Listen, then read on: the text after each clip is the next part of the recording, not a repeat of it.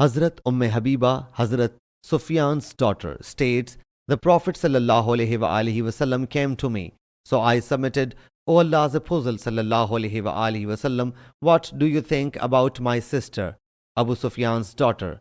He ﷺ said, what should I do? I submitted, you may marry her. He ﷺ said, do you like it? I submitted, I do not want to abandon you, but I wish that my sister may also share this goodness.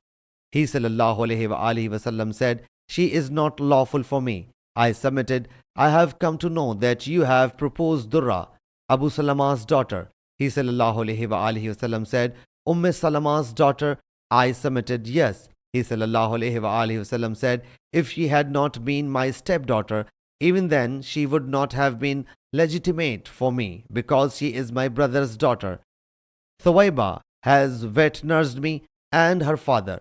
So you people must not send me the marriage offer for your daughters and sisters. Sahih Muslim Hadees number 3571.